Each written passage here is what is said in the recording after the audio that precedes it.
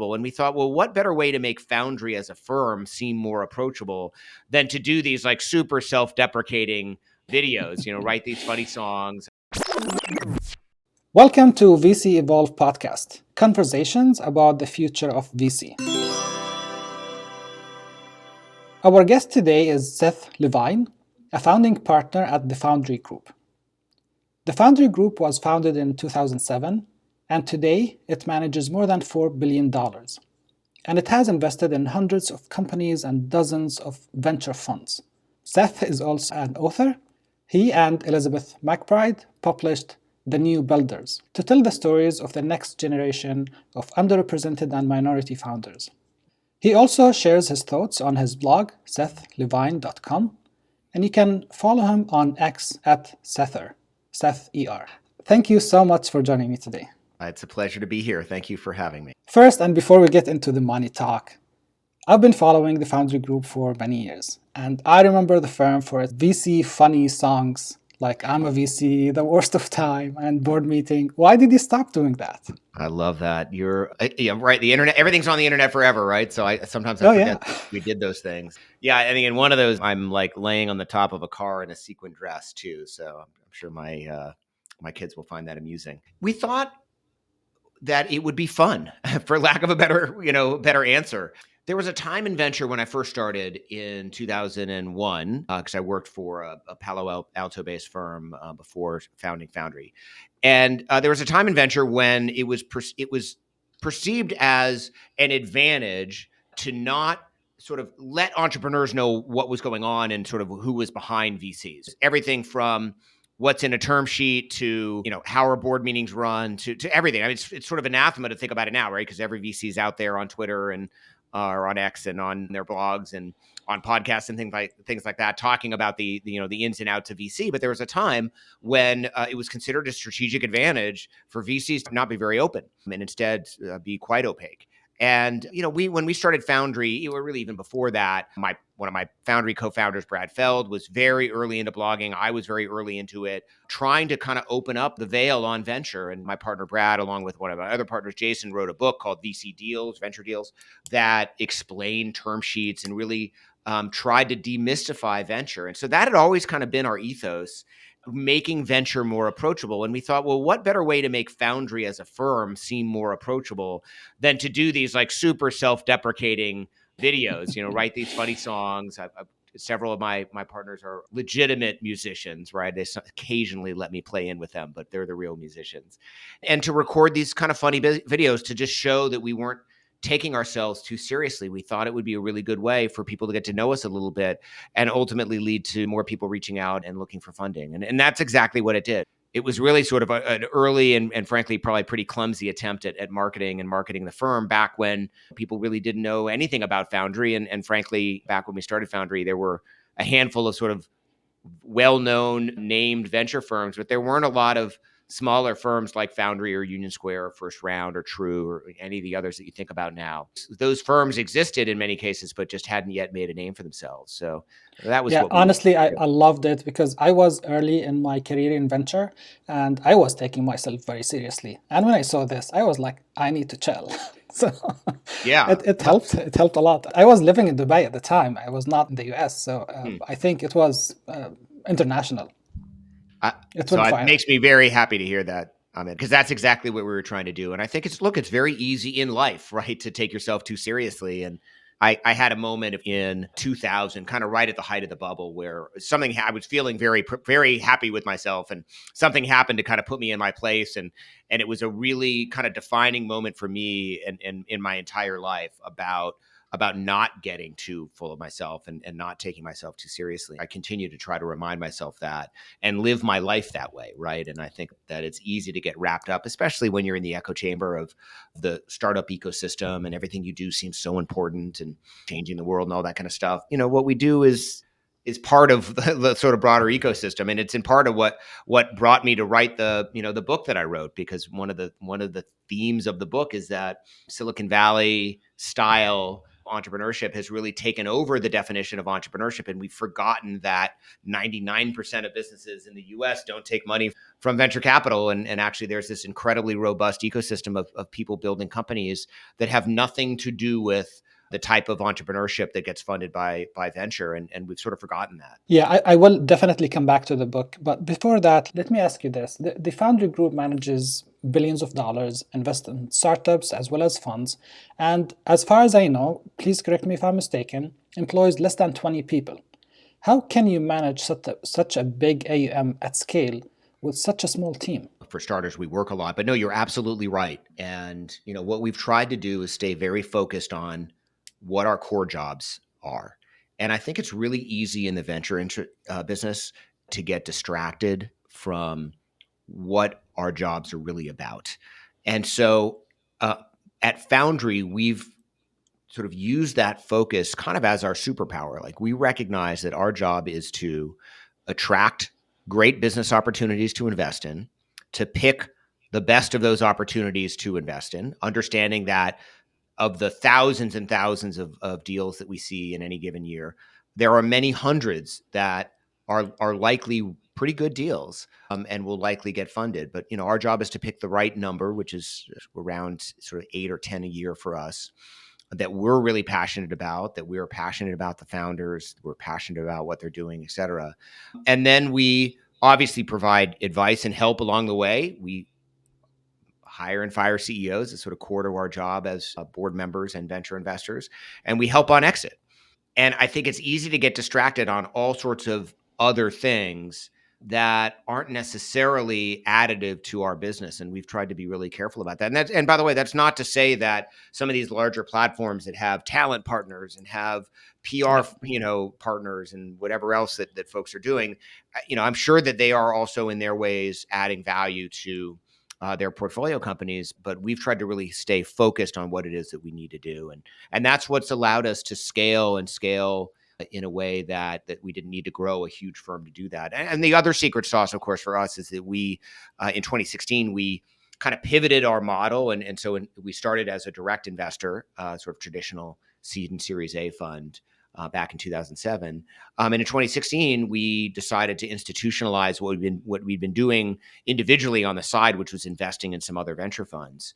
And so we started doing that as Foundry.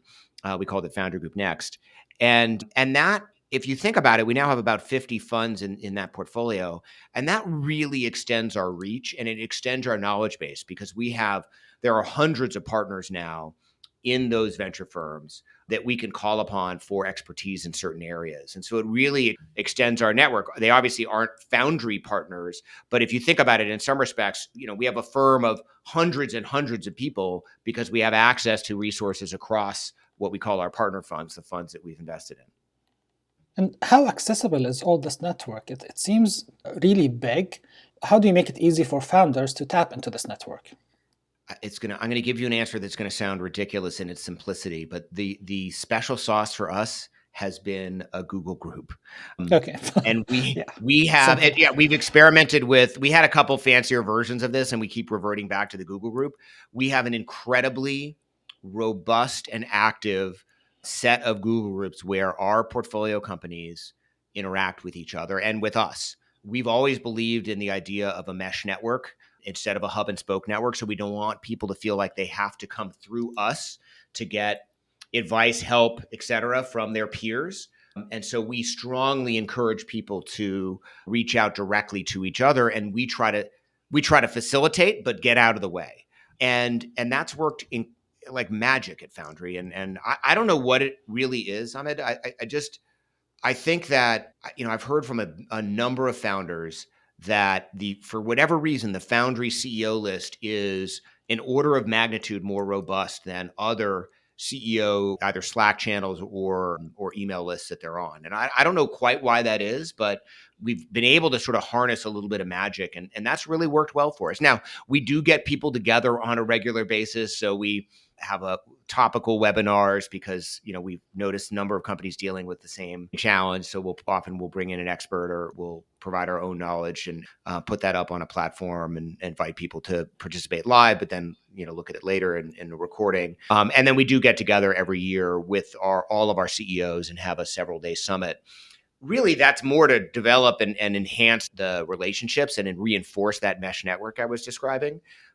Really more for that than anything else. But those are the things that we do that allow us to kind of scale the business. Wow, I love that. And at such a big firm, I always wonder, how does it really work in the inside when it comes to asset allocation? Do you have different funds for different startup stages? And do you have a separate fund of fund? Or does it all come from one fund, but you have specific allocations? How do you manage capital inside when you do all these kinds of investments?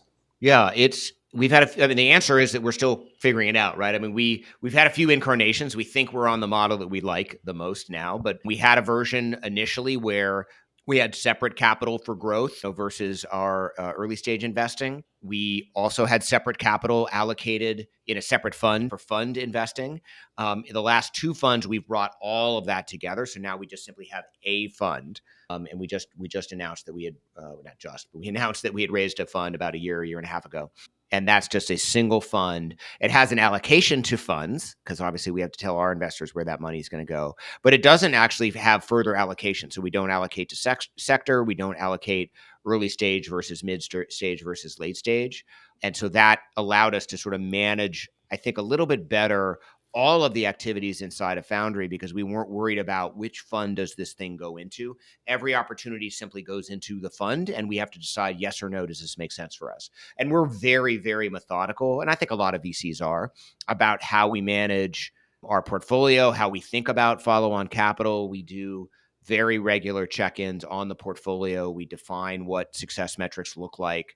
We obviously have reserve models, as everyone does. We revisit those reserve models on a regular basis. And, I think we have an ability with each other, in part because we've been together for a while. I mean, if you think about at least the three of us, one of my partners retired, but the three of us that were our founding partners that are still here, Brad, Ryan, and I mean, we've been working together for 22 years.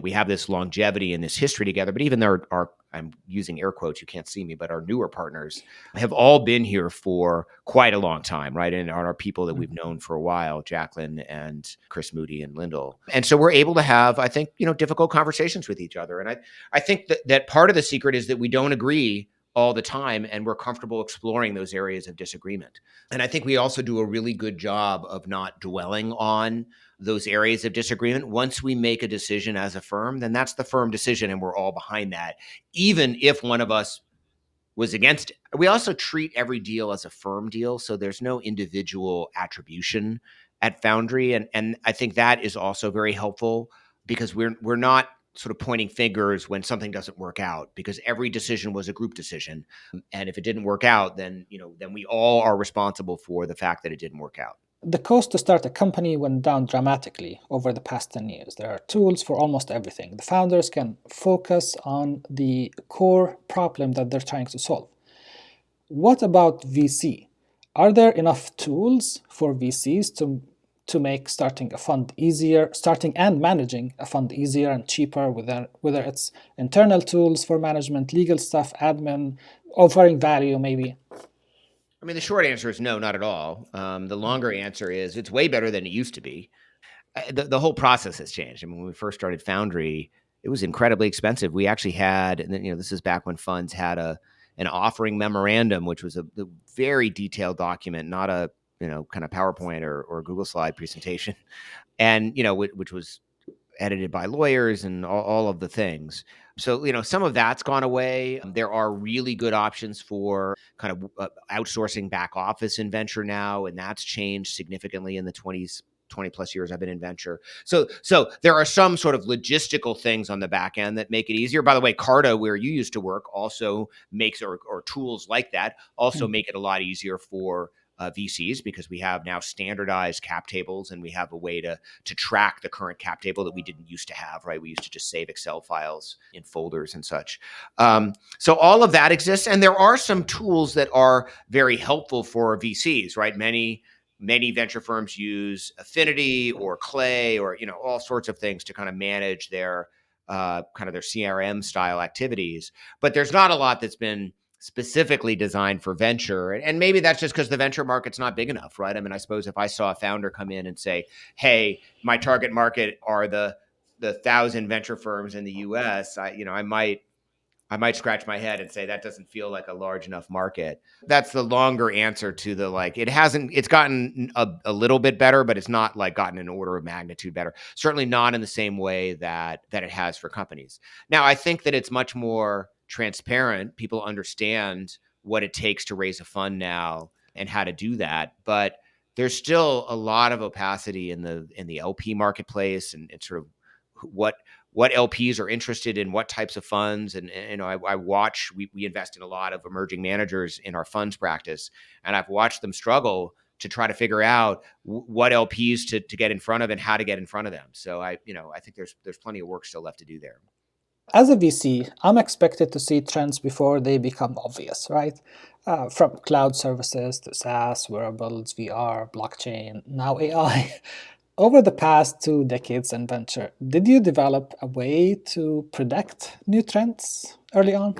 Such an interesting question, right? Because, and I think it's an interesting, I think that VCs oftentimes think that their job is to predict trends sort of before they've happened, but that's not quite true, right? I mean, you don't want to invest in science experiments for the most part, right? It needs to be close enough to commercialization, which means that means that there needs to be some understanding of the commercial potential for any given technology. And so in many respects, what we're talking about is like being early in a market, but not so early that you're too early, right? I mean, it's early. Being too early is the same as being too late, right? I mean, and the world is littered with companies that, we're incredibly prescient in terms of an overall trend. Think about, I don't know, social media and the Facebook was like the fourth or fifth platform that looked like Facebook. It just was there finally at the right time with the right set of tools. I think you develop that sense by going deep into markets that you're interested in, right? I think about, sort of what led us to our investment in Fitbit as an example, which was one of the bigger wins for Foundry, probably the biggest win for Foundry in our history. But that was really going deep on personal technology, wearable technologies, and having a belief about how people might instrument their daily lives in a different way. So that wasn't a technology bet. Pedometers existed, right? We knew you could count steps and things like that. But that was sort of predicting a trend that obviously became a huge trend in wearables as just one example, right? And a lot of our other successful investments have kind of looked like that, like markets that were starting to evolve, like there was something to look at where we had a deep and personal interest in it, not necessarily as a consumer, but as someone who understood those markets. And we were able to kind of figure out what the trends were in those markets that enabled us to invest in usually a couple of companies over the course of 5, 10, even 20 years in some cases, and to do so in a way that, let us pick the sort of the winning companies, right? Obviously didn't always get it right at all, right? Venture investors are famous for, around 2/3 of our investments certainly fail to return a eventual return. But you just have to be right enough of the time. And fortunately, we've been able to do that. I don't know if that answers. I want to go back. But, it does. There's no it does. crystal It's ball, like, right? I get that answer from many of the VCs. There's no crystal ball. My crystal ball is not as good as yours. So, but I think part of it is there are lots of if you think you're the smartest person in the room, like you that's a problem. I think that one of the things that we've done effectively at Foundry is we've opened ourselves to being consumers of data and information in every way possible. And in a couple cases, we even founded conferences that we ran to dive deep into certain technology areas that we were interested in. And we did that because we wanted to be immersed in those areas so that we could be on the front lines of some of those trends and learn from others that were thinking about it day in and day out, right? I mean, I have a lot of my job that's helping portfolio companies. I have a decent amount of my job that, involves other sort of management things around Foundry or fundraising and all of that. Like I'm not spending 100% of my time or even 50% of my time trying to predict trends. And so what I really need to do in the time that I do spend trying to understand where the world is evolving towards is learn from others that are spending more time than I'm able to doing that. I want to go back to your book, The New Builders. You describe a different type of founders. Can you tell us more about this new breed of founders and why should we as VCs pay more attention to it? Well, I think we as humans should pay more attention to it, right? And when Elizabeth and I started the work on that book, we didn't really understand the trends that we ended up writing about. We knew there were lots of interesting founders who didn't necessarily look like the people that were getting covered in the tech press, and we thought we'd write a pretty lighthearted book telling their stories. And it turned out that a couple things were true that were really surprising to us. The first of which is at the time, entrepreneurship in the US was flagging. There were fewer and fewer people starting businesses.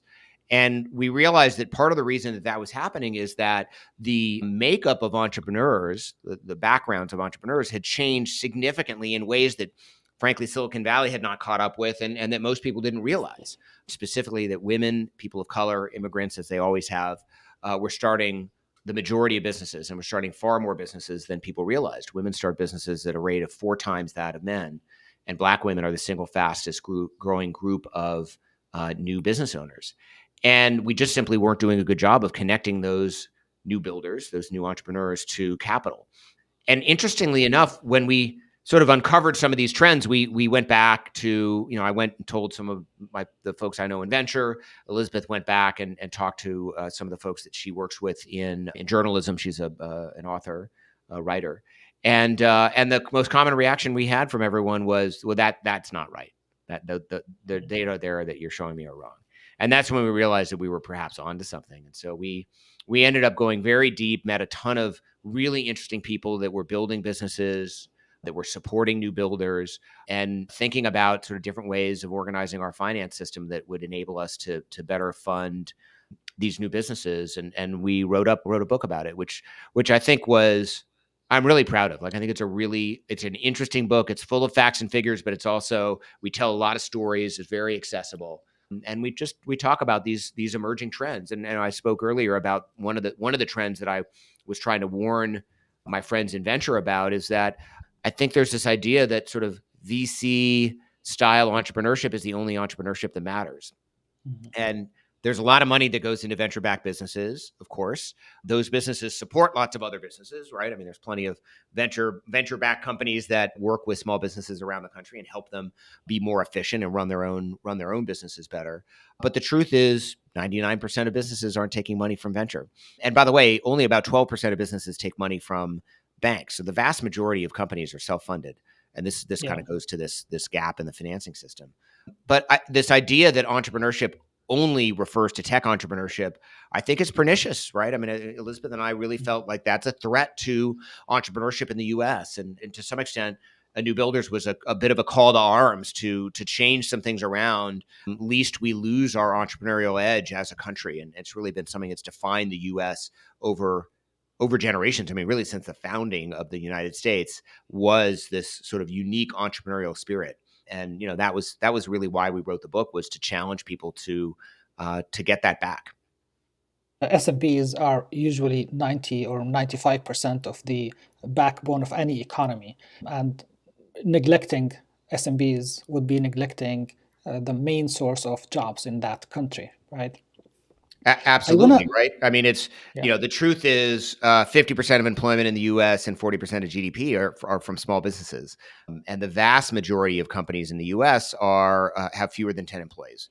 And so we can't, but they don't have a lobbying group. Like, they're not, there's not organization in the way that large companies are able to influence policy. And that's one of the reasons why policy is not kept up. And there's lots and lots of policies on the book that benefit big businesses and don't benefit small businesses. And that was something we tried to highlight. And I think one of the things I'm proud about the book is we know that a bunch of staffers on Capitol Hill read it, and we heard directly from a couple of them that it changed, particularly around the pandemic. So we published the book 1 year into the pandemic, and we know that it influenced aid packages and sort of how people on the Hill were crafting some of the policies that they put in place to help bolster small business, especially through the pandemic. I'm always skeptical when it comes to government solving such issues, but do you think a new asset class or new type of investors would help in closing that gap? I mean, not VCs per se, but maybe a new asset class.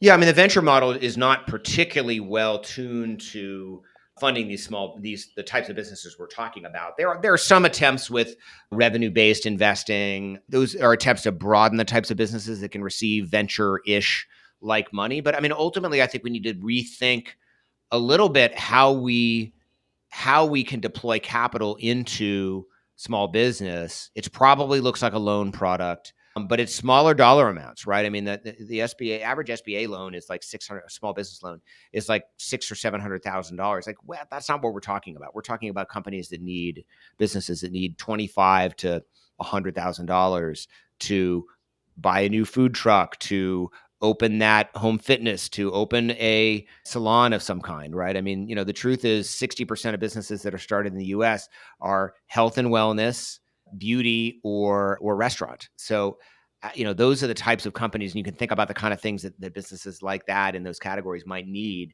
to spend money on. And so I think there's a huge opportunity there. I'm actually on the side working on a business to go after that. And hopefully we'll have, maybe the next time you have me back in 6 months, we'll have more to talk about. We're in the process of raising some money for that. But I can't wait. That's another side job. So I have a partner who's working on it more full time than I am. But I feel so passionately about it that I'm trying to get that out in the world. I think one, I think it's a huge business opportunity, but two, I think it's going to be really good for the U.S. and the U.S. economy. So, Seth, when you consider emerging managers, do you look for innovation in venture? Do you think that the VC model is already efficient and you don't need to innovate and change? Or do you look for new ideas in venture? Yeah, I definitely don't think the venture model is particularly efficient. So I think there's plenty of room for change. So absolutely, there are some aspects of venture that are somewhat tried and true, but we often look for new ways of approaching the traditional venture market. I think about something like the Hustle Fund that makes these sort of small grants to businesses, lots and lots of them, as a way of getting to know people. Think about our investment in Techstars, but back in the day, and sort of how the accelerator model might work. So we're absolutely open to, but also actively working with funds to think about different ways to kind of pursue the model that they have.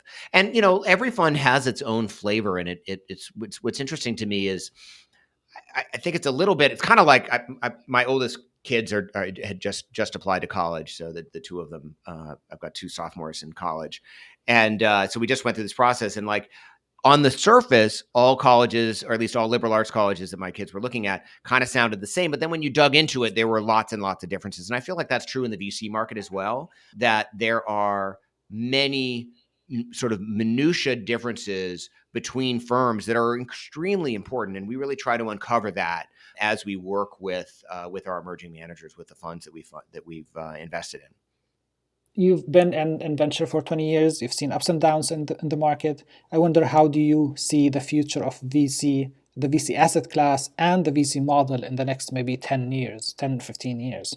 I mean, I think it's getting finally more diverse, and I'm really excited about that. And I feel like, I mean, it's one of the reasons I've been saying publicly, this is my last Foundry fund.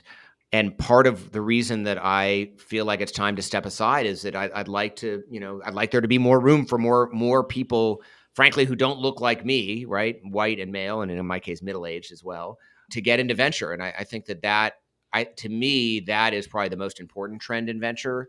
It's been talked about for a long time, but I think it's finally starting to happen. I look across our own partner fund portfolio; it's incredibly diverse, and the style that they bring, the new ideas that they bring, the networks that they bring, all of that is, I think, pushing venture forward in ways that I think is really, really positive. And so that's what gets me most excited about venture as an asset class for the next 20 years. I love it. And for my last and final question, you've been to the Middle East multiple times. You've also mentored GPs in there. Today, we're seeing a huge VC boom in Saudi Arabia. It's unlike anything we've seen in the region in previous cycles. Yeah. Like 70 VC firms started in less than 3 years. Valuations are high. Seed rounds are in tens of millions of dollars. And we all know history repeats itself. Markets has ups and downs.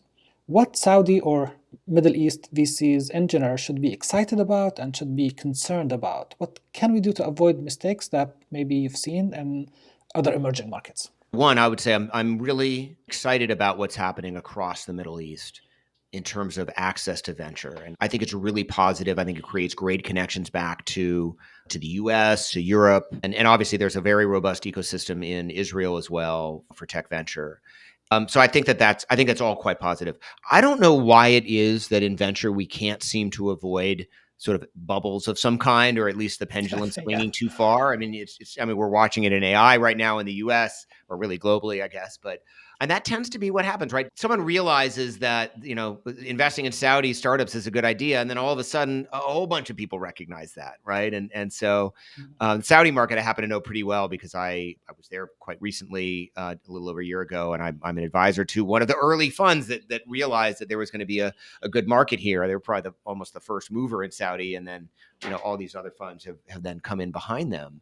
And look, ultimately, I believe that the capital markets are efficient and they sort themselves out. And so, while I believe that some of the things that we're seeing that you just described in terms of valuations and in terms of how the markets are evolving are not sustainable, I also believe that as the market kind of works through that, what will be left is a really robust market, right? I mean, there's a lot of support for entrepreneurship in and around the region right now, and I think that that's positive. And by the way, that's going to extend to some other markets, right? I mean, we see that in Jordan, where you're from. We see that in Egypt.